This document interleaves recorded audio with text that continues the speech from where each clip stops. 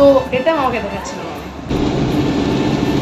সকাল সকাল রেডি হয়ে বেরিয়ে পড়লাম গাড়িতে করে ব্যারাকপুর যাব বলে। ত্রিকোণ পার্কের পাশ দিয়ে আমরা গেলাম বনগাঁর নতুন গ্রামে, কেননা দাদার দিদাকে নিতে হবে তার জন্য। ছোট মামার বাড়ি থেকে দিদাকে নেওয়ার পর মেজো মামার বাড়ির উদ্দেশ্যে বেরিয়ে পড়লাম আমরা চলেছি কল্যাণী এক্সপ্রেস হাইওয়ের ওপর দিয়ে। রাস্তাটা যে এত সুন্দর করেছে, কলকাতার মতো এখন কল্যাণীতেও প্রচুর পরিমাণে উন্নতি হচ্ছে। 2.5 থেকে 3 ঘন্টার জার্নি শেষ করার পর আমরা চলে আসলাম ব্যারাকপুর মেজো মামার বাড়িতে। আর মামার বাড়িতে আসার পরেই আমি চলে আসলাম মামার দুতলার ছাদের ওপরে। মামার ছাদ বাগানে কত সবজি আর ফুল গাছের চারা লাগিয়েছে সেটা দেখবার জন্য আমি চলে আসলাম। ফুল গাছের নেশা আমার বরাবরই, তাই জন্য আমি আগেই গেলাম ফুল বাগানগুলো দেখতে। যে অংশটা দেখা হয়ে গেলে আমি চলে আসি ওপরের দিকটায়। খুব সুন্দর ছাদ বাগান করেছে মামা। এরপর ব্যারাকপুর থেকে চলে আসি পলতা দিদির বাড়িতে কিছু সবজি দেওয়ার জন্য। আর এখানে দিদি আর ভাগ্নে হাই করে দিল। দিদির বাড়িতে আসা মাত্রই দিদি আমাকে জুস খেতে দিল। আরো কি কি করলাম সেটা দেখবার জন্য নেক্সট পার্টের জন্য অপেক্ষা করতে থাকো বন্ধুরা।